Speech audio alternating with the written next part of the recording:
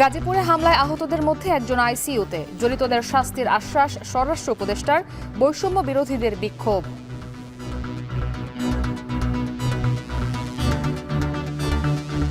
আমাদেরকে সুশৃঙ্খল বাহিনীর মতো করে সুশৃঙ্খল ভাবে নিজেদের কর্মপরিধি নির্ধারণ করতে হবে। ইন্ডিয়ান মিডিয়াও এটার সাথে জড়িত, তারা মিলিয়নস অফ ডলার খরচ করছে এই হাসিনার অলিগার্কগুলো। সে একটা নতুন ন্যারেটিভ তৈরি করতে চাচ্ছে, ওয়ার্ল্ডে বুঝাইতে চাচ্ছে যেই তুমি যে এটাকে গণঅভ্যুত্থান বলতেছো সেটা আসলে গণঅভ্যুত্থান না। ডক্টর ইউনূসকে বিতর্কিত করতে বিপুল অর্থ ঢালা হচ্ছে দাবি প্রেস সচিবের। সরকারকে ব্যর্থ হতে দেওয়া যাবে না মন্তব্য রিজভির। 24-এর গণহত্যার বিচার আগে, তারপর অন্য কিছু। 16 বছর পর কক্সবাজারে কর্মী সম্মেলনে জামায়াতের আমির। 24-এর গণহত্যার বিচার অবশ্যই হতে হবে। আগে বিচার, তারপরে অন্য কাজ। এ বিচার না হলে শহীদের আত্মার সাথে বেঈমানি করা হবে। এবং মূল্যস্ফীতি কমানোর লক্ষ্যে অন্তর্বর্তী সরকারের প্রথম মুদ্রানীতি ঘোষণা সোমবার। নীতি সুদ হার নির্ধারণে সতর্ক থাকার তাগিদ।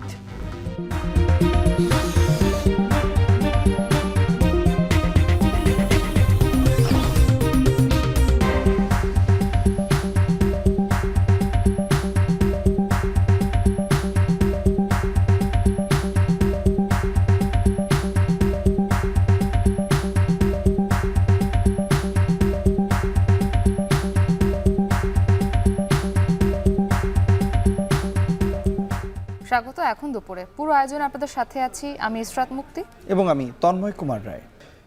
গাজীপুরে বৈষম্য বিরোধী ছাত্র আন্দোলনের শিক্ষার্থীদের উপর হামলার ঘটনায় আহতদের মধ্যে একজনের অবস্থা আশঙ্কাজনক বলে জানিয়েছে হাসপাতাল কর্তৃপক্ষ। তাকে আইসিইউতে নেওয়া হয়েছে। এ ঘটনায় জড়িতদের বিচারের আওতায় এনে শাস্তি নিশ্চিতের আশ্বাস দিয়েছেন স্বরাষ্ট্র উপদেষ্টা। আরও জানাচ্ছেন আরিফ হোসেন। গাজীপুরের সাবেক মন্ত্রী আকমা মোজাম্মেল হকের বাড়িতে হামলায় আহতদের শুক্রবার রাতেই ভর্তি করা হয় স্থানীয় তাজউদ্দিন হাসপাতালে, আর গুরুতরদের নেওয়া হয় ঢাকা মেডিকেলে। সাথে সাথে সেখানে ছুটে যান বৈষম্য বিরোধী ছাত্র আন্দোলনের আহ্বায়ক হাসনাত আবদুল্লাহ ও জাতীয় নাগরিক কমিটির মুখ্য সংগঠক সার্জিস আলম। খোঁজ নেন সবার। এ সময় আওয়ামী লীগ নেতাদের বিরুদ্ধে মারপিটের অভিযোগ করেন তারা। আহতদের মধ্যে কয়েকজনকে প্রাথমিক চিকিৎসার পর ছেড়ে দেয়া হয়। গুরুতর বেশ কয়েকজনের মধ্যে একজনকে ভর্তি করতে হয় আইসিইউতে। এই আহতদের কাছেই জানতে চেয়েছিলাম ঘটনা। কোপ দিয়েছে, তারপরে মসজিদে মাইকে এমনকি অ্যানাউন্স করা হয়েছে যে তাদের বাড়িতে ডাকাত পড়ছে। এই কথা বলে আমাদেরকে ওইখানে আটকে দেওয়া হয়েছে। একটা ট্র্যাপের মাধ্যমে আমাদেরকে ওইখানে আটকিয়ে দিয়েছে। আমাদের কল দেওয়া হয়েছে আমাদের সিনিয়র বাইকে যে ওই জায়গায় ভাঙাচোরা করা হচ্ছে, তোমরা আসো। আমরা গেছি, পরে মনে করেন যে আমরা ট্র্যাকের মাধ্যমে করে গেছি। ও আমার ছোটো ভাই, ওকেও আমি নিয়ে গেছি। ওই যে ওকেও আমি নিয়ে গেছি যে আসো জায়গায় হচ্ছে, আমরা একটু দেখি। দেখতে গিয়ে যারা ভাঙ্গাভাঙ্গি করছে তারা পলাইছে, আমরা আটকা পেরে গেছি। আহত শিক্ষার্থীদের মধ্যে 11 জনের চিকিৎসা ঢাকা মেডিকেল কলেজ হাসপাতালে দেয়া হয়েছে বলে জানিয়েছেন পরিচালক। আমাদের এখানে টোটাল 11 জন এসেছিল, তার মধ্যে আমরা 7 জনকে ভর্তি করেছি। বাকি 4 জনকে আমরা ফার্স্ট এড দিয়ে ছেড়ে দিয়েছি। এই 7 জনের মধ্যে একজনের অপারেশন লেগেছে, ইন্ট্রাক্রাইন হ্যামারেজ ছিল, এক্সট্রাডুরাল হ্যামারেজ আর কি। সে আইসিইউতে আছে অপারেশনের পরে। বাকিরা আমরা একসাথে আমাদের এখানে একটা ওয়ার্ডে রেখেছি। শনিবার সকাল 10টার পর ঢাকা মেডিকেলে যান স্বরাষ্ট্র উপদেষ্টা। কথা বলেন আহত শিক্ষার্থীদের সাথে। শোনেন কি ঘটেছিল গাজীপুরে। আমরা আইনানুগ ব্যবস্থা তো নিচ্ছি এবং এটার সাথে যারা জড়িত তাদের সর্বোচ্চ বিচারের আওতায় আনা হবে এবং তাদের সর্বোচ্চ যেন পানিশমেন্ট হয় এই ব্যবস্থা করা হবে। এটা ইনভেস্টিগেশনে আগে তো আমি পুরোটা বলতে পারবো না। পরে আইসিইউতে থাকা শিক্ষার্থীকে দেখতে যান স্বরাষ্ট্র উপদেষ্টা। আহত 7 শিক্ষার্থীর মধ্যে 3 জন ছাড়া সবাই আশঙ্কামুক্ত বলে জানিয়েছে কর্তব্যরত চিকিৎসক। সাজিদ আরাফাত, এখন, ঢাকা। সাবেক মন্ত্রী আকমা মোজাম্মেল হক ও সাবেক মেয়র জাহাঙ্গীর আলমের সমর্থকদের হামলার প্রতিবাদে ডিসি চত্বরে বিক্ষোভ করছেন ছাত্র জনতা ও জাতীয় নাগরিক কমিটি। এ সময় তারা হামলাকারীদের গ্রেপ্তার ও গাজীপুর আওয়ামী লীগ অফিস বন্ধের আলটিমেটাম দেন। সেখান থেকে সবশেষ খবরাখবর জানাতে গাজীপুর ডিসি চত্বর থেকে যুক্ত আছেন রাব্বি হোসেন। রাব্বি, বৈষম্য বিরোধী ছাত্র আন্দোলন ও জাতীয় নাগরিক কমিটির বিক্ষোভ সমাবেশের বিস্তারিত জানাবেন।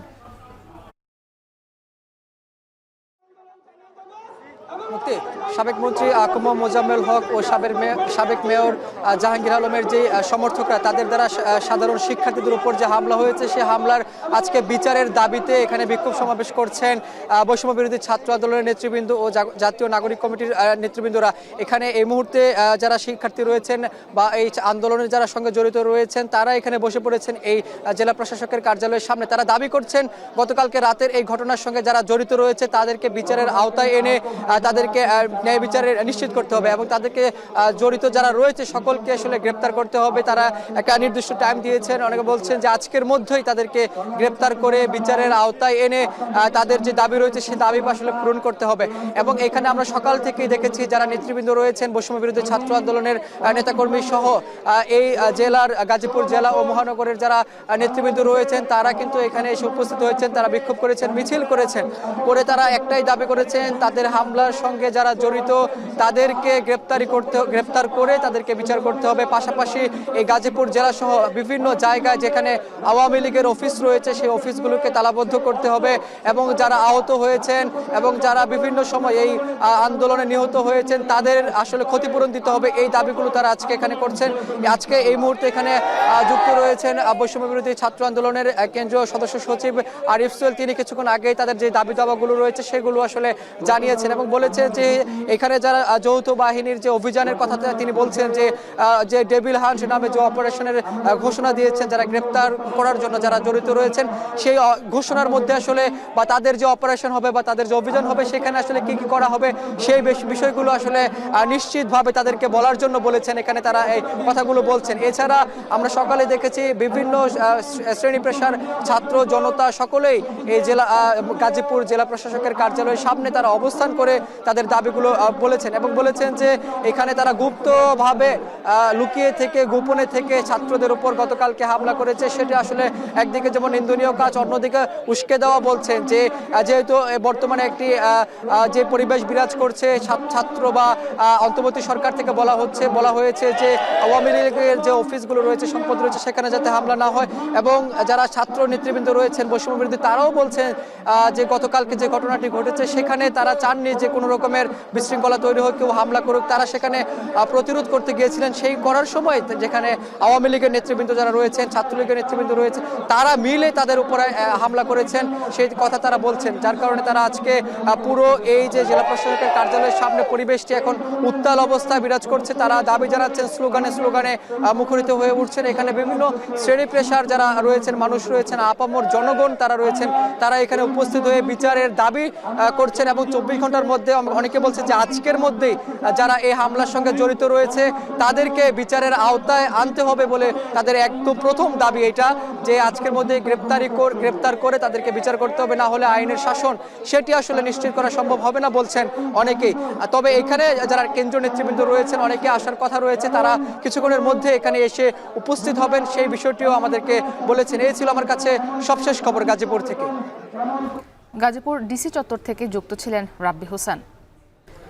ডক্টর মোহাম্মদ ইউনূসকে নেতিবাচকভাবে উপস্থাপন করতে বিপুল অর্থ ঢালা হচ্ছে বলে দাবি করেছেন প্রধান উপদেষ্টার প্রেস সচিব শফিকুল আলম। এ কাজে সহায়তা করছে ভারতীয় গণমাধ্যম। সকালে প্রেস ক্লাবে দ্রোহের গ্রাফিতি 24-এর গণঅভ্যুত্থানের প্রকাশনা উৎসবে এ কথা বলেন তিনি। একই অনুষ্ঠানে বিএনপির সিনিয়র যুগ্ম মহাসচিব রুহুল কবির রিজভী বলেন, সমালোচনা করলেও অন্তর্বর্তী সরকারকে ব্যর্থ হতে দেয়া যাবে না। এদিকে এক নাগরিক সভায় বিএনপির ভাইস চেয়ারম্যান শামসুজ্জামান দুদু বলেছেন, যত দ্রুত সম্ভব নির্বাচন প্রয়োজন। আরও জানাবেন মাঝারি মন। শনিবার সকালে প্রেস ক্লাবে জুলাই আগস্ট অভ্যুত্থানের সময় আঁকা দেয়ালচিত্র বিষয়ক বই দ্রোহের গ্রাফিতি 24-এর গণ অভ্যুত্থান এর প্রকাশনা উৎসব, যেখানে আলোচনায় আসে অভ্যুত্থান বিরোধী অপচেষ্টার কথা। এইবারের যে আন্দোলনটা হলো এটার একটা ইউনিক একটা এক্সপ্রেশন ছিল। প্রধান উপদেষ্টার প্রেস সচিব শফিকুল আলম বলেন, ডক্টর মোহাম্মদ ইউনূসকে আন্তর্জাতিক অঙ্গনে নেতিবাচকভাবে উপস্থাপন করতে বিপুল অর্থ খরচ করছে ভারত, যেখানে রয়েছে পতিতদের পাচার করা অর্থ। এই যে ন্যারেটিভকে তারা চ্যালেঞ্জ করতে যাচ্ছেন, বারবার আপনি ওদের মেসেজগুলো দেখেন, ইউনূসকে ঘিরে আছে কারা, জঙ্গি লিডার। এটা কেন করছে জানেন? এটা খুবই ওয়েল অর্কেস্ট্রেটেড ক্যাম্পেইন এবং এটা ইন্ডিয়ান মিডিয়াও এটার সাথে জড়িত। তারা মিলিয়নস অফ ডলার খরচ করছে এই হাসিনার অলিগার্কগুলো। সে একটা নতুন ন্যারেটিভ তৈরি করতে চাচ্ছে, ওয়ার্ল্ডে বুঝাইতে চাচ্ছে যেই তুমি যে এটাকে গণ অভ্যুত্থান বলতেছো, সেটা আসলে গণ অভ্যুত্থান না, সেটা আসলে এটা হয়েছে। একই আয়োজনে প্রধান অতিথির বক্তব্যে পার্শ্ববর্তী দেশের কড়া সমালোচনা করেন বিএনপির সিনিয়র যুগ্ম মহাসচিব রুহুল কবির রিজভী। বলেন, আইন কানুন নিয়ম নীতির লঙ্ঘন করে ভারতে বসে বক্তব্য দিচ্ছে শেখ হাসিনা। অন্তর্বর্তীকালীন সরকারের নানা কাজ দিয়ে আমরা সমালোচনা করব, আমরা কথা বলবো, কিন্তু তারপরেও ডক্টর ইউনূসকে আমরা ব্যর্থ হতে দেব না। অন্তর্বর্তীকালীন সরকারের সমালোচনা করছি, কিন্তু এটা করার পর মনের মধ্যে এই ভয়টি নেই যে আমি গুম হয়ে যাব, বা আমাকে ধরে নিয়ে গিয়ে বা বাসা থেকে আমার স্ত্রীর কাছ থেকে ধরে নিয়ে গিয়ে আমি ক্রস ফায়ারের শিকার হব, সেই ভয়টি তো নেই, যেটি সকল রাজনৈতিক দলের। এদিকে জাতীয় নির্বাচনের রোডম্যাপ ঘোষণার দাবিতে প্রেস ক্লাবে আয়োজিত এক নাগরিক সভায় অংশ নেন বিএনপির ভাইস চেয়ারম্যান শামসুজ্জামান দুদু। বলেন, স্থিতিশীলতা জোরদারে দেশে যত দ্রুত সম্ভব নির্বাচন প্রয়োজন। সকল রাজনৈতিক দল সরকারের পরিকল্পনা প্রত্যাশা করেছিল যে তারা একটি রোডম্যাপ ঘোষণা করবে, কবে, কখন, কিভাবে তারা ভোটের দিকে এগিয়ে যাবে, কতদিন সেই সময়, যেটা অত্যন্ত জাতীয়ভাবে গুরুত্বপূর্ণ, কিন্তু সেই রোডম্যাপ দেশবাসী পায় নাই। এ সময় ভবিষ্যতে গণতন্ত্রের লড়াই সংগ্রামের জন্য প্রস্তুতি নিতেও আহ্বান জানান বিএনপির এই ভাইস চেয়ারম্যান। অনতি বিলম্বে রোডম্যাপ ঘোষণা করে নির্বাচনের দিনক্ষণ ঘোষণা করবেন, এটা আমরা প্রত্যাশা করি। মাঝার ইমন, এখন, ঢাকা। ধানমন্ডি ৩২-এর বাড়ির ধ্বংসাবশেষ এখন নিয়ে যাচ্ছেন উৎসুক জনতা। রড সিমেন্টের স্কার্প তুলে নিচ্ছেন তারা। নিম্নবিত্তরা তা বিক্রি করে দিচ্ছেন, আর কেউ কেউ স্মারক হিসেবে নিয়ে যাচ্ছেন। সকাল থেকে উৎসুক জনতার কৌতূহল স্বৈরাচারের পরিণতি নিজ চোখে দেখতে। তানজিম শাফিনের প্রতিবেদন। ধানমন্ডি ৩২-এ শেখ মুজিবুর রহমানের বাসভবন এখন ধ্বংসস্তূপ। 4 দিন ধরে চলছে দেয়াল ভাঙা, রড ও স্ক্র্যাব অপসারণ। ৬৭৭ নম্বর বাড়িটির যতটুকু অবশিষ্ট আছে তাতে হাতুড়ি শাবল চালাচ্ছে বিক্ষুব্ধ ছাত্র জনতা। বলছেন, এ বাড়ির শেষ চিহ্ন ধুলোই মিশিয়ে দেবেন তারা। ভাইঙ্গা ধুলির সাত করে দিছে। আগে এখান দিয়ে হাইটা যাইতে মানুষ ভয় পাইতো, এখন এমন অবস্থা হয়েছে ফ্যাসিস্ট হাসিনা সরকারের বিতাড়িত করছে। এগুলো বিক্রি করে কয় টাকা পাবো? আমার যে ক্ষতি হচ্ছে এটা তো জীবনে পূর্ণ হইব না। তারপর আমি রাগে আইছি, আমি আরো 2-3 জন সাথে নিয়ে আইছি, এটা ভাঙ্গা নিয়ে বিক্রি করে করে দিয়ে দেবো। মনে টাকা শেখ হাসিনা আনছিল, আত্মসাৎ করে দেশ ছেড়ে ফলাইছে, আমার নিতেছি। শনিবার সকাল থেকেই বাড়িটির সামনে জড়ো হতে থাকে উৎসুক জনতা। ঝুঁকিপূর্ণ অবস্থাতেও ভবনের বিভিন্ন তলায় উঠে ঘুরে দেখছেন অনেকে। কেউ বা সংরক্ষণ করছেন অপশাসনের স্মৃতিচিহ্ন। এখানে কিছুই থাকবে না ভাই, সবই নিয়ে যাইব, একটা ইটের খোয়াও পাইবেন না। এই পেশিবাদী আওয়ামী লীগের কবর হয়ে গেছে। এই পেশিবাদী আওয়ামী লীগ বাংলার মাটিতে কখনো আওয়ামী লীগ বলে আর কিছু নাই। সীমানার ভেতর নতুন একটি ভবনের বেসমেন্ট ঘিরে দেখা যায় কৌতূহল। আয়না ঘর সন্দেহে চলে তল্লাশি, দাবি উঠেছে তদন্তের। চতুর্দিকে ফ্লোট, আর এই জায়গাটা দেখা, এটা একটা মানে গাতা, মানে লিফটের গাতা। এইখানে যে এটা করছে, হ্যাঁ, এটা দেখেন এখানে কত লোক মাসে দাঁড়িয়ে পাওয়া গেছে, এটা বিচার কে করবে? আমরা মনে করবো সাধারণ জনগণ যিনি যেন চুপ থাকেন, আর বাংলাদেশটা কিভাবে ভালো চলে দলমত নির্বিশেষে সবাই যেন এই দেশটার দিকে খেয়াল রাখে। 5 ফেব্রুয়ারি গণহত্যার দায়ে অভিযুক্ত সাবেক সরকার প্রধান শেখ হাসিনা ভারতে পলাতক অবস্থায় 24-এর গণ অভ্যুত্থান নিয়ে সামাজিক যোগাযোগ মাধ্যমে অপপ্রচারমূলক বক্তব্য রাখলে ক্ষোভে ফেটে পড়েন আন্দোলনকারীরা। স্বৈরাচার পুনর্বাসনের সব পথ বন্ধ করতেই আওয়ামী লীগের আঁতুড়ঘরে হাতুড়ি চালানো হয় বলে জানায় ছাত্র জনতা। তানজিম শাফিন, এখন, ঢাকা। 24-এর গণহত্যার বিচার সবার আগে, তারপর অন্য কিছু। 16 বছর পর কক্সবাজারে দলের কর্মী সম্মেলনে এমন মন্তব্য করেছেন জামায়াতে ইসলামীর আমির ডাক্তার শফিকুর রহমান। বিদেশে বসে দেশের বিরুদ্ধে ষড়যন্ত্রে লিপ্ত শেখ হাসিনা ও তাদের দোসরদের কড়া সমালোচনা করেন তিনি। বিস্তারিত দেখুন প্রতিবেদনে। দীর্ঘ 16 বছর পর কক্সবাজারে জামায়াতের প্রকাশ্যে কর্মী সম্মেলন। ব্যানার ফেস্টুন নিয়ে সকাল থেকে সম্মেলন কেন্দ্রে সমবেত হন কক্সবাজার সহ আশপাশের বিভিন্ন এলাকার নেতাকর্মীরা। মিছিল নিয়ে কর্মসূচিতে যোগ দেন তারা। এরপর শুরু হয় আনুষ্ঠানিকতা। স্লোগানে বক্তৃতায় মুখরিত হয় কক্সবাজার সরকারি কলেজ মাঠ। পরে প্রধান অতিথির বক্তব্য দেন দলের আমির ডাক্তার শফিকুর রহমান। বলেন, সবার আগে 24-এর গণহত্যার বিচার করতে হবে, না হলে শহীদদের রক্তের সাথে বেইমানি করা হবে। এ সময় রাজনীতির সাথে চাঁদাবাজি, টেন্ডারবাজি ও দুর্বৃত্তের কোনো সম্পর্ক নেই বলেও উল্লেখ করেন তিনি। 24-এর গণহত্যার বিচার অবশ্যই হতে হবে, আগে বিচার তারপরে অন্য কাজ। এ বিচার না হলে শহীদদের আত্মার সাথে বেঈমানি করা হবে। শহীদদের আত্মা কষ্ট পাবে। যারা বুক চিতিয়ে দেশবাসীকে আজকে কথা বলার, সম্মানের সাথে মর্যাদার সাথে চলাফেরা করার পরিবেশ এনে দিয়েছে, আমরা তাদের সাথে বেঈমানি করতে পারবো না। প্রায় 40 মিনিটের বক্তব্যে উঠে আসে ফ্যাসিস্ট সরকারের নানা অন্যায়, অত্যাচার ও দুর্নীতির চিত্র। তুলে ধরা হয় বিদেশে বসে দেশের বিরুদ্ধে ষড়যন্ত্রে লিপ্ত শেখ হাসিনা সহ সাবেক পুলিশ কর্মকর্তাদের কর্মকাণ্ড। এ সময় খুনিদের গ্রেপ্তারের পর ছেড়ে দেওয়ার কড়া সমালোচনা করেন তিনি। একই সঙ্গে ইনসাফ ভিত্তিক রাষ্ট্র গঠনে আগামী নির্বাচনে জামায়াতের প্রার্থীদের পক্ষে ভোট চান। যারাই আল্লাহর দেওয়া সর্বশ্রেষ্ঠ আইনের ভিত্তিতে এই দেশকে গড়ে তুলতে চাইবে, তাদের সাথেই আগামীতে জনগণকে হাত মিলাতে হবে ইনশাআল্লাহ। কক্সবাজারে 4টা আসন আছে। এই 4টা আসন আগামীতে যারা ন্যায় এবং ইনসাফের ভিত্তিতে দেশ চালাতে বদ্ধপরিকর এবং যাদের অতীত বর্তমান চরিত্র এটা প্রমাণ করে, আমি অনুরোধ করব আপনাদের প্রত্যেকটা ভোট, মা বোন ভাই বোন সবার ভোট যেন তাদের বাক্সে যায়। এর আগে 2008 সালে নবম জাতীয় সংসদ নির্বাচনের আনুষ্ঠানিক সাংগঠনিক সফরে কক্সবাজারে যান জামায়াতের তৎকালীন আমির মতিউর রহমান নিজামী। যারা আগে রাতের বেলাও কোর্ট বসিয়ে আপনারা বিচারের নামে অবিচার করতে পেরেছিলেন, এখন দেখতে চাই না দুর্দর্শ সন্ত্রাসী লুটেরা খুনিদেরকে জনগণ হাতে তুলে দিবে। এখন কক্সবাজার। মূল্যস্ফীতি কমানোর মতো বড় চ্যালেঞ্জ নিয়ে 10 ফেব্রুয়ারি অন্তর্বর্তী সরকারের প্রথম মুদ্রানীতি ঘোষণার কথা রয়েছে কেন্দ্রীয় ব্যাংকের। জানুয়ারিতে ঘোষণার কথা থাকলেও মূল্যস্ফীতির অবস্থা দেখে এই নীতি প্রকাশ করবে বাংলাদেশ ব্যাংক। ফলে মূল্যস্ফীতি বাড়লে নীতি সুদ আরও 1 থেকে 2% বাড়ানো হতে পারে। সেক্ষেত্রে প্রবৃদ্ধি কমে যাওয়ার দিকে নজর দিতে বলছেন বিশ্লেষকরা। তবে পতিত আওয়ামী লীগ সরকার বিনিয়োগের নামে সুদহার ধরে রাখার বড় ক্ষতি হয়েছে বলে জানান অর্থনীতিবিদরা। তাই জনদুর্ভোগকেই প্রাধান্য দিতে বলছেন তারা। আতর নিয়নের প্রতিবেদন। দেশকে মধ্যমায়ের ফাঁদে ফেলে ব্যবসা ও বিনিয়োগের প্রবৃদ্ধি বাড়াতে 2020 সালে 6-9 সুদহার বাস্তবায়ন করে পতিত আওয়ামী লীগ সরকার। আর এই সুযোগে একদিকে স্বল্প সুদে ঋণ নিয়ে অর্থ লোপাট হয়েছে, অন্যদিকে আমানতে কম লাভে ব্যাংক থেকে অর্থ তুলে নিয়েছে অনেক গ্রাহক। এতে ব্যাংকের টাকা কমে বেড়েছে মুদ্রাস্ফীতি। অপরদিকে বিদেশি মুদ্রার বিপরীতে টাকার মান ধরে রেখে ও অপরিকল্পিত অবকাঠামো উন্নয়নের নামে লাখ লাখ কোটি টাকা পাচার করেছে পতিত সরকার এবং তার সহযোগীরা। ফলে তলানিতে নেমেছে রিজার্ভ, বেড়েছে আমদানি খরচ, আর মূল্যস্ফীতি বেড়ে চাপ বাড়িয়েছে সাধারণ মানুষের। তথ্য বলছে আওয়ামীর 15 বছরের লুটপাটের কারণে মূল্যস্ফীতি বেড়েছে 177% বেশি। 2009 সালে 5.4%, এ হার গত 1.5 দশকে বেড়ে হয়েছে 15% বেশি। এর মধ্যে ক্ষমতায় থেকে মূল্যস্ফীতিকে অনেকটাই কম দেখানো হয়েছে।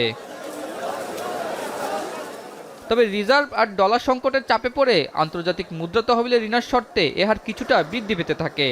আর শর্ত পূরণে স্মার্ট পদ্ধতিতে 9-6 সুদ থেকে বের হয়ে আসে, কিন্তু এরপরও মূল্যস্ফীতির লাগাম টানা সম্ভব হয়নি। ফলে 2024 সালে এ হার 14% ছাড়িয়ে 16 বছরের রেকর্ড অর্জন করে। অর্থনীতিতে লুটপাট করাতে নানা নীতির ফলেও কমানো সম্ভব হয়নি মূল্যস্ফীতি। তাই বাধ্য হয়েই সুদহার পুরোপুরি বাজারে ছাড়তে হয়। তবু তার সুফল মেলেনি, কিন্তু কমতে থাকে ব্যবসার প্রবৃদ্ধি। 5 আগস্ট হাসিনা সরকারের পতনের পর সামনে আসতে শুরু করে অর্থ আত্মসাৎ ও সকল তথ্যের আসল চিত্র। ফলে আরও বাড়ে মূল্যস্ফীতি। তাই সাধারণ মানুষের দুর্ভোগ কমাতে হার কমানোর প্রধান লক্ষ্য নিয়ে কাজ শুরু করে অন্তর্বর্তী সরকার, যে কারণে কয়েক দফা বাড়ানো হয় সুদহার। এতে সবশেষ সুদহার আমানতে 12 ও ঋণে 16% ছাড়িয়েছে।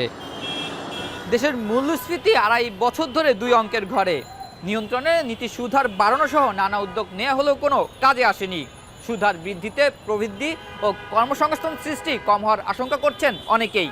তবে প্রবৃদ্ধি কম হলেও নানা চ্যালেঞ্জের নতুন মুদ্রানীতিতে প্রাধান্য দিতে বলা হয়েছে জনদুর্ভোগকেই।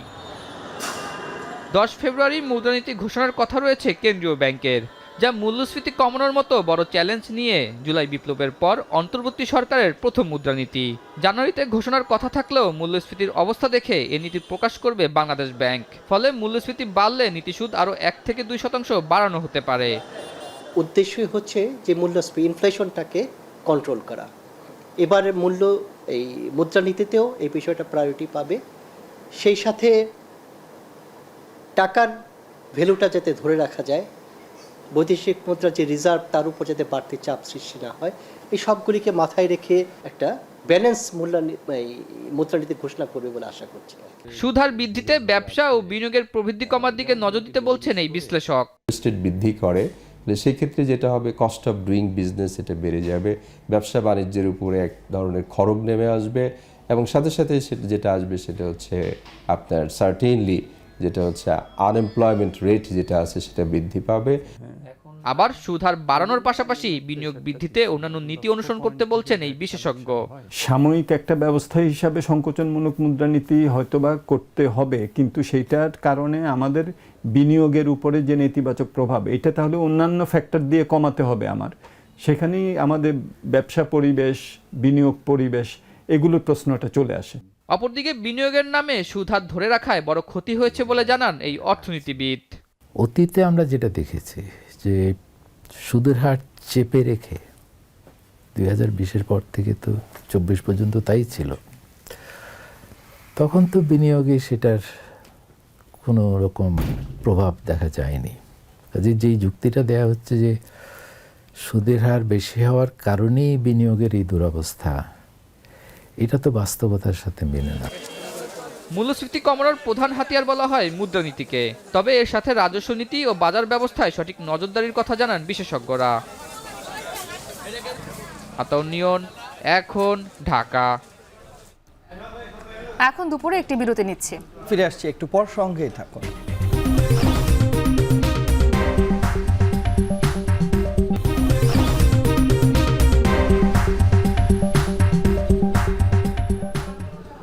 ফিরে এলাম বিরতির পর। দেখছেন এখন দুপুর। জামালপুর এক অনুসন্ধান প্রকল্পের গ্যাস কূপ খনন শুরু হয়েছে। মাদারগঞ্জে তারতাপাড়া গ্রামে এই প্রকল্পে ব্যয় হচ্ছে প্রায় 167 কোটি টাকা। আশা করা হচ্ছে প্রতিদিন কূপ থেকে 10 মিলিয়ন ঘনফুট গ্যাস মিলবে। এতে জাতীয় গ্রিডে গ্যাস সরবরাহের পাশাপাশি বন্ধ শিল্প কারখানা চালুর আশা সংশ্লিষ্টদের। জুয়েল রানার প্রতিবেদনে দেখুন বিস্তারিত। 2017 সালে গ্যাস অনুসন্ধান প্রকল্পের কাজ শুরু করা হয় জামালপুরের মাদারগঞ্জ উপজেলার তারতাপাড়া গ্রামে। আজারবাইজানের সকার প্রতিষ্ঠানটি কাজ শুরু করলেও শেষ না করেই চলে যায় প্রতিষ্ঠানটি। পরে 167 কোটি টাকা ব্যয়ে কাজ শুরু করে বাপেক্স। জামালপুর এক অনুসন্ধান কূপটির গভীরতা 2800 মিটার। কূপে গ্যাস পেলে উত্তোলনযোগ্য গ্যাসের পরিমাণ হবে 400 BCF। সেই হিসাব অনুযায়ী প্রতিদিন এখান থেকে 10 মিলিয়ন ঘনফুট গ্যাস পাওয়া যাবে ভোক্তা পর্যায়ে, যার বাজার মূল্য 16,652 কোটি টাকা। আমাদের একটা টার্গেট আছে, এখানে 10 মিলিয়ন গ্যাস ফ্লো হবে আগামী 4 মাসের মধ্যে। তো আমরা এখানে 4 মিলিয়ন গ্যাস যদি জাতীয় গ্রিডে ফ্লো হয়, এখানকে আমাদের দৈনন্দিন জীবনযাত্রার মান উন্নয়ন হবে। আমরা আশা করছি 90 দিনের মধ্যে কূপ খনন প্রকল্প আমরা শেষ করব। এখানে ভালো গ্যাস আছে বলে আমরা আশা করছি। দৈনিক 10 MMCF করে গ্যাস আমরা উত্তোলন করতে পারবো বলে আশা রাখছি। স্থানীয়রা জানান, কূপ থেকে পর্যাপ্ত গ্যাস উত্তোলন করা হলে নতুন কর্মসংস্থানের সৃষ্টি হবে, পাশাপাশি এলাকায় আর্থসামাজিক উন্নয়ন হবে। গ্যাস এখানে বের হয় তাহলে আমাদের এলাকার যারা বেকার রয়েছে বা যারা এখনো কোনো কর্মস্থানে যেতে পারে নাই, আমাদের জন্য অনেক সুবিধা হবে। চাহিদা অনুযায়ী গ্যাস মিললে আমাদের জামালপুরের অর্থনৈতিক মুক্তি লাভ করবে। পার্শ্ববর্তী উপজেলায় যে যমুনা সার কারখানা রয়েছে, সেটিতে দীর্ঘদিন যাবৎ গ্যাস সংকট রয়েছে। এখান থেকে সেখানে গ্যাস সরবরাহ করা যেতে পারে। চলতি বছরের এপ্রিলে শেষ হবে কূপের খনন কাজ। গ্যাস পাওয়া গেলে আশেপাশের আরও কূপ খনন করা হবে। আনুমানিক 4টি কূপ খনন করলে একটিতে গ্যাস পাওয়া যাবে বলে জানান বাপেক্সের এই কর্মকর্তা। এখানে আমরা 10 মিলিয়ন ঘনফুট গ্যাসের লক্ষ্যমাত্রা নিয়ে কাজ শুরু করেছি। এখানে গ্যাস প্রাপ্তি হইলে এই এলাকার জীবনযাত্রার মান অনেক উন্নতি হবে। সারা দেশে আগামী 2 বছরে আরও 100টি কূপ খনন করা হবে। পাশাপাশি 31টি গ্যাস কূপ সংস্কারের উদ্যোগ নিয়েছে সরকার। ফলে বন্ধ হওয়া শিল্প কারখানা চালু হওয়া সম্ভব বলে জানান জ্বালানি ও খনিজ সম্পদ বিভাগের সচিব। আগামী 2 বছরের মধ্যে আমরা আরো 100 কূপ খনন করব, আর আমরা এই আগামী 2 বছরে 31টি করব আমরা ওয়াকওভার, অর্থাৎ যে পুরনো কূপগুলি সেটাকে আরো নতুন করে আবার আমরা ওয়াকওভার করব, সংস্কার করব যাতে গ্যাসের ফ্লো বাড়ে। কূপ থেকে পর্যাপ্ত গ্যাস পাওয়া গেলে উত্তোলন করা যাবে অন্তত 25 থেকে 30 বছর। এখন জামালপুর। 50 কেজির বস্তায় প্রতি কেজি আলুর সংরক্ষণ খরচ 8 টাকা করেছে বাংলাদেশ কোল্ড স্টোরেজ অ্যাসোসিয়েশন। গেল বছর সংরক্ষণ খরচ ছিল 7 টাকা। আলুর এমন সংরক্ষণ মূল্য নির্ধারণ করায় ক্ষোভ প্রকাশ করেছেন কৃষক এবং ব্যবসায়ীরা। গেল বছর আলুর বাড়তি দামে ক্ষোভ ছিল মানুষের। এবার আলুর দাম কম হওয়ায় ভোক্তারা কিছুটা স্বস্তি প্রকাশ করলেও হঠাৎ সংরক্ষণ খরচ বাড়ায় আলুর দাম আবারও বাড়তে পারে বলে আশঙ্কা তাদের। এমন অবস্থায় সরকারের কাছে হিমাগারের সংরক্ষণ খরচ কমানোর দাবি কৃষকদের। এদিকে বিদ্যুৎ খরচ ও অ্যামোনিয়া গ্যাসের দাম সহ আনুষঙ্গিক খরচ বাড়ায় দাম বাড়ানো হয়েছে বলে জানায় হিমাগার মালিক সমিতি। মেজর সিনহা হত্যা মামলায় ওসি প্রদীপ কুমার দাসের ফাঁসি কার্যকরের দাবিতে চট্টগ্রামে মানববন্ধন করেছে জাতীয় নাগরিক কমিটি। সকালে প্রেস ক্লাবের সামনে এই মানববন্ধন কর্মসূচি অনুষ্ঠিত হয়। বক্তারা বলেন, গত সরকারের আমলে ওসি প্রদীপ চট্টগ্রাম এবং কক্সবাজারে ত্রাসের রাজত্ব কায়েম করেছিল। আওয়ামী সরকারের মদতপুষ্ট হওয়ায় আইনের তোয়াক্কা না করেই গুম, খুন, নির্যাতন, হত্যার মতো কর্মকাণ্ড চালিয়েছে সে। তার রোষানলে পড়ে এলাকায় অনেকেই বাড়িঘর, সহায় সম্পদ হারিয়েছেন। ওসি প্রদীপের প্রত্যক্ষ নির্দেশেই সেনাবাহিনীর মেধাবী অফিসার মেজর সিনহাকে হত্যা করা হয়। তাই অবিলম্বে ওসি প্রদীপের ফাঁসি কার্যকরের দাবি জানান ভুক্তভোগীরা। এর আগে 2022 সালের জানুয়ারি মাসে মেজর সিনহা হত্যা মামলায় ওসি প্রদীপ সহ 2 জনের ফাঁসির আদেশ দেন কক্সবাজার আদালত।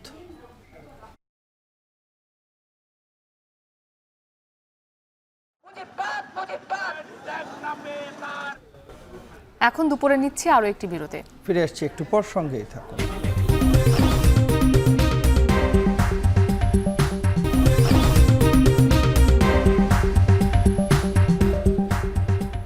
বিরতির পর আবারও স্বাগত।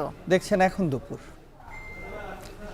মুরাল ভাঙচুরের আশঙ্কায় সুপ্রিম কোর্ট এলাকায় নিরাপত্তা বাড়ানো হয়েছে।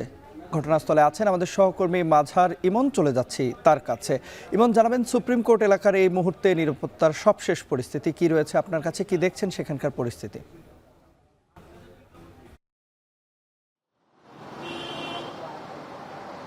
এই হাইকোর্ট প্রাঙ্গণে কিন্তু সকালবেলা থেকেই আমরা দেখেছি যে পুলিশ মোতায়েনের যে বিষয়টি একেবারে স্পষ্ট হয়ে গেছে। মূলত রাজধানী সহ দেশব্যাপী যে মুরাল ভাঙার যে একটি কর্মসূচি বা যেই শঙ্কা তৈরি হয়েছে, সেই শঙ্কার জায়গা থেকে মূলত এই হাইকোর্ট প্রাঙ্গণ অর্থাৎ ভেতরে এবং বাইরে 2 স্থানে আমরা দেখেছি পুলিশ সহ সেনাবাহিনী এবং র্যাবের উপস্থিতি রয়েছে। কোনো ধরনের পরিস্থিতি যাতে বিশৃঙ্খল সৃষ্টি না হয় সেই বিষয়টিকে সামনে নিয়ে মূলত এখানে নিরাপত্তা জোরদার করা হয়েছে। মূলত আমরা যতটুকু জানতে পেরেছি যে একটি অবস্থা তৈরি হয়েছে রাজধানী সহ সারা দেশে মুরাল ভাঙার যেই প্রবণতা বা যেই শঙ্কার জায়গাটি তৈরি হচ্ছে, সেখান থেকেই মূলত এই হাইকোর্ট প্রাঙ্গণ এবং সুপ্রিম কোর্ট প্রাঙ্গণ, আন্তর্জাতিক অপরাধ ট্রাইব্যুনাল অর্থাৎ এই পুরো হাইকোর্ট এলাকা জুড়ে কিন্তু আইন শৃঙ্খলা বাহিনীর মোতায়েন করা হয়েছে এবং যে নিরাপত্তার যে বিষয়টি সেটি কিন্তু ইতিমধ্যেই নিশ্চিত করা হয়েছে। সকালবেলা থেকে আমরা বিপুল পরিমাণের পুলিশ সদস্য মোতায়েন করতে দেখেছি এবং এই পুলিশ সদস্যের নিরাপত্তার যে বিষয়টি, অর্থাৎ পুলিশ সদস্য তো নিরাপত্তার দায়িত্বে আছে, পুলিশ সদস্যদেরকে সহকারে সহযোগিতা করার জন্য আমরা দেখেছি সেনাবাহিনীর উপস্থিতি রয়েছে, পাশাপাশি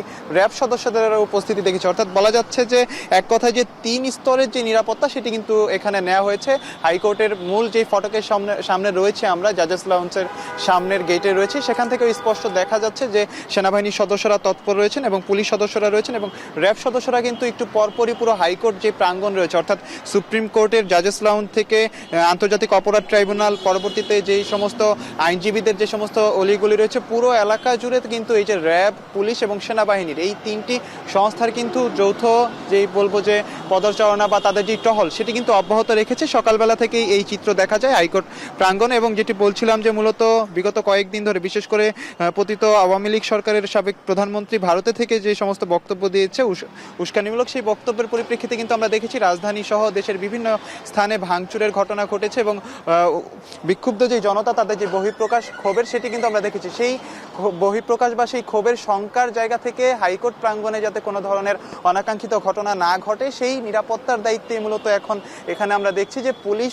র্যাব এবং সেনাবাহিনীর এই 3 বাহিনীর কিন্তু উপস্থিতি এখানে বিদ্যমান রয়েছে এবং সকালবেলা থেকেই এই চিত্র আমরা দেখতে পাচ্ছি। সবশেষ পরিস্থিতি যদি আমি এক কথায় বলতে চাই, হাইকোর্ট প্রাঙ্গণের যেই চিত্র এখন দেখছি এক প্রকারের 3 স্তরে নিরাপত্তায় বলা যায়। পুলিশ, সেনাবাহিনী এবং র্যাব 3 সংস্থাই রয়েছে এবং কোনো ধরনের যাতে বিশৃঙ্খল পরিস্থিতি এখানে সৃষ্টি না হয় সেই বিষয়টি তারা জোরদার দিয়ে দেখছে বলা যায় আর কি। হাইকোর্টের নিরাপত্তা ব্যবস্থার সার্বিক খবরাখবর আমাদেরকে জানাচ্ছিলেন সহকর্মী মাঝার ইমন। 10 দিনের ব্যবধানে 3টি ভয়াবহ বিমান দুর্ঘটনার সাক্ষী হলো যুক্তরাষ্ট্র। এবার আলাস্কায় বিমান বিধ্বস্তে 10 আরোহীর সবাই নিহত হয়েছেন। দেশটির কোস্টগার্ডের কর্মকর্তারা জানিয়েছেন, আলাস্কায় 10 আরোহী নিয়ে নিখোঁজ বিমানের ধ্বংসাবশেষের সন্ধান পাওয়া গেছে। কেউই জীবিত নেই। বৃহস্পতিবার বেরিং এয়ারলাইন্সের বিমানটি উনালক্লিট থেকে নোমের উদ্দেশ্যে যাত্রা করে, কিন্তু পথে এয়ার ট্রাফিক কন্ট্রোল থেকে বিমানটির সংযোগ বিচ্ছিন্ন হয়ে যায়। পরবর্তীতে বেরিং সাগরের নর্টন সাউন্ড নামক অঞ্চলে বিমানের ধ্বংসাবশেষ পাওয়া গেছে। রাডারের তথ্য বলছে আকস্মিকভাবে উচ্চতা ও গতি হারাচ্ছিল বিমানটি। যদিও এর প্রকৃত কারণ এখনও জানতে পারেননি কোস্টগার্ড কর্মকর্তারা। এর আগে ওয়াশিংটন ডিসিতে একটি যাত্রীবাহী বিমান ও মার্কিন সামরিক বাহিনীর হেলিকপ্টারের সংঘর্ষে প্রাণ হারান 67 জন। এর রেশ কাটতে না কাটতেই ফিলাডেলফিয়ায় এয়ার অ্যাম্বুলেন্স বিধ্বস্তে নিহত হন আরও 7 মার্কিন নাগরিক। Rescue swimmers are out on the ice. They were able to see inside the aircraft, and they saw 3 individuals who were unresponsive without any signs of life. The remaining 7 people are believed to be on board, but due to the extent of the damage, the rest of the aircraft was inaccessible. এখন দুপুরের আয়োজনের সময় হলো আরও একটা বিরতিতে যাবার। ফিরছি একটু পর, সাথেই থাকুন।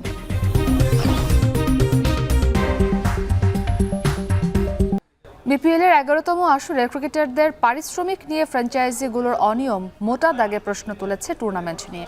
এমন পরিস্থিতিতে এইসব বিষয় তদারকির ঘোষণা দিয়েছে বাংলাদেশ ক্রিকেট বোর্ড। শনিবার এক বিবৃতিতে লজিস্টিক সাপোর্ট, ফ্র্যাঞ্চাইজিগুলোর অর্থনৈতিক প্রোটোকল, ক্রিকেটারদের স্বার্থ রক্ষা এবং অর্থ প্রদান প্রক্রিয়া থেকে শুরু করে সব ব্যাপারেই দেখভালের কথা জানায় বিসিবি।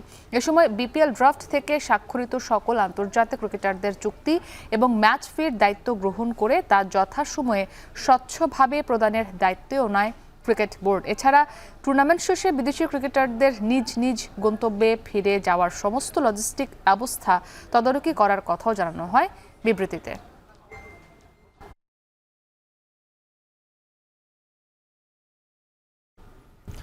উৎসবমুখর আয়োজনের মধ্য দিয়ে শেষ হলো ঢাকা ম্যারাথনের 5ম আসর। অংশ নিয়েছে 10,000-এর বেশি নারী পুরুষ। উচ্ছ্বসিত অংশগ্রহণকারীরা বললেন, সুস্থ সবল প্রজন্ম গড়তে এমন আরও আয়োজন চান তারা। সানিম রিধার প্রতিবেদনে দেখুন বিস্তারিত। ঘড়ির কাঁটায় ঠিক ভোর 5টা, সূর্যের আলো ফোটার আগেই বসুন্ধরা কনভেনশন সেন্টারের সামনে হাজির দেশি বিদেশি 10,000-এর বেশি নারী পুরুষ। তাদের পদচারণায় মুখরিত পুরো এলাকা। ঢাকঢোলের তালে প্রস্তুতিও সেরে ফেলেন অংশগ্রহণকারীরা, আর তখন তাদের নির্দেশনা দিতে প্রস্তুত আয়োজকরা।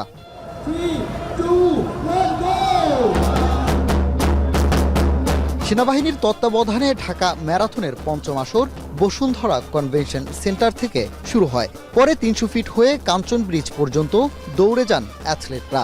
একই রাস্তায় ফিরে এসে শেষ করেন তারা। এলিট ম্যারাথনে অংশ নেয়া অ্যাথলেটরা দৌড়ান 42 কিলোমিটার, আর হাফ ম্যারাথনে সে রাস্তা ছিল 21 কিলোমিটার। এর বাইরে 10 কিলোমিটারের 3টি সহ 5 ক্যাটাগরি ছিল ঢাকা আন্তর্জাতিক ম্যারাথনে। এখানে পার্টিসিপেটের উদ্দেশ্য করে যে গত 1 বছর ধরে যে প্র্যাকটিসটা করছি, ওইটাই হচ্ছে বড় অ্যাচিভমেন্ট। আমি এবার 10 কিলোমিটার দৌড়েছি, এটা হলো আমার ফার্স্ট টাইম। এই ইভেন্টে আমরা ফার্স্ট পার্টিসিপেট করছি সবাই, আর অনেক ভালো লাগছে দৌড়াইয়া। ঢাকা ম্যারাথনে অংশ নেয়া অনেকেই অপেশাদার। কেবল নিজের ভালো লাগা ও স্বাস্থ্য সচেতনতার জায়গা থেকেই অংশ নেয়ার কথা জানালেন অনেকে। নিজের স্বাস্থ্য ঠিক রাখার জন্য, নিজেকে ঠিক রাখার জন্য এমন সুন্দর সুন্দর ইভেন্ট আমরা জীবনে আরও চাই। আমাদের স্বাস্থ্য সচেতনতার জন্য আমরা রানটা করি আর কি, নিজেকে সুস্থ রাখার জন্য। একটা শক্তিশালী প্রজন্ম, একটা বুদ্ধিদীপ্ত প্রজন্মের জন্য তাদেরকে অ্যাক্টিভ হতে হবে, এবং অ্যাক্টিভিটির মধ্যে দৌড় একটা অন্যতম একটা শরীরচর্চা। এবার ফুল ম্যারাথন বিজয়ীকে দেওয়া হয়েছে 4 লাখ টাকা, আর হাফ ম্যারাথনে চ্যাম্পিয়ন পেয়েছেন 3 লাখ টাকা। এছাড়া বিভিন্ন ক্যাটাগরিতে বিজয়ীদেরও দেওয়া হয়েছে আর্থিক পুরস্কার। তবে অর্থের চেয়েও এত বড় আয়োজনে পুরস্কার পেয়ে রোমাঞ্চিত বিজয়ীরা। প্রথমবার পার্টিসিপেট করে একটা প্লেস তৈরি করা, এটা আপনারা বুঝবেন নিশ্চয়ই, এটা অনেক আনন্দের। ফার্স্ট টাইম খেলছি, পরের বার ইচ্ছা আছে আমি হাফ ম্যারাথনে অংশগ্রহণ করব এবং ভালো কিছু করব। অন্য যেসব জায়গায় যাই অনেক ধরনের ঝামেলা হয়, এখানে এই ধরনের কিছু হয় না, খুব ভালো লাগছে। আয়োজন শেষে বিজয়ীদের হাতে পুরস্কার তুলে দেন সেনাপ্রধান। আগামীতেও এই ধারাবাহিকতা বজায় রাখার প্রতিশ্রুতি দেন তিনি। এখানে উদ্দেশ্য জয় পরাজয় নয়, উদ্দেশ্যটা ছিল যে দেশ এবং জাতিকে এই ফিজিক্যাল অ্যাক্টিভিটিসের মধ্যে অন্তর্ভুক্ত করা। আমরা আজকে যেই সাড়া আমরা পেয়েছি আমরা অভিভূত এবং ইনশাআল্লাহ পরবর্তীতেও আমরা এ ধরনের ম্যারাথন সংগঠিত করব। নেক্সট ইন্টারন্যাশনাল ম্যারাথন হবে 31শে জানুয়ারি 2026-এ ইনশাআল্লাহ। 2021 সাল থেকে যাত্রা শুরু ঢাকা ম্যারাথনের, তবে এবারই সবচেয়ে বড় পরিসরে আয়োজন। অংশ নিয়েছেন প্রায় সব বয়সীরা। সুস্থ দেহের জন্য অন্যতম কার্যকারী ব্যায়াম দৌড়, তবে ইট পাথরের এই নগরীতে সেই সুযোগ খুব কমই পান স্বাস্থ্য সচেতনরা। ফলে অনেকেই দৌড়ানোর জন্য বেছে নেন ম্যারাথনের মতো ইভেন্টকে। এমন আয়োজন বেশি বেশি করা গেলে আগামীতে সুস্থ সবল এক প্রজন্ম গড়ে উঠবে বলে বিশ্বাস ঢাকা আন্তর্জাতিক ম্যারাথনে অংশ নেয়া দৌড়বিদদের। সানিম রিধা, এখন, ঢাকা। এরই মধ্যে দিয়ে চলে এলাম এখন দুপুরের একেবারে শেষ প্রান্তে। তবে যাবার আগে শিরোনামগুলো জানিয়ে দিব আরও একবার।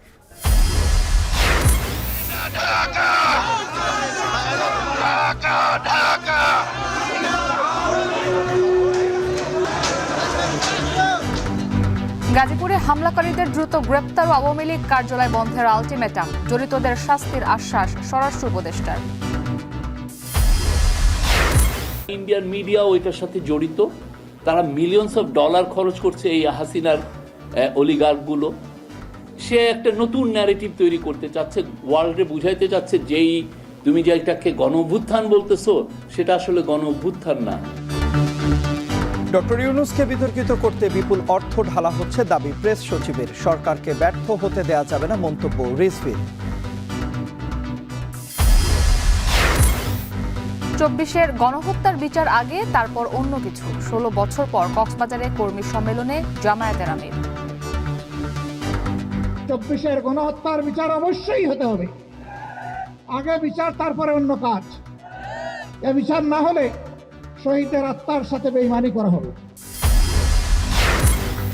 এবং মূল্যস্ফীতি কমানোর লক্ষ্যে অন্তর্বর্তী সরকারের প্রথম মুদ্রানীতি ঘোষণা সোমবার। নীতি সুদ হার নির্ধারণে সতর্ক থাকার তাগিদ।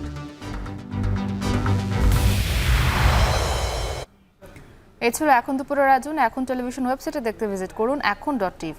ফেসবুকে দেখুন facebook.com/tv.এখন আর ইউটিউবে দেখুন youtube.com/এখন.tv।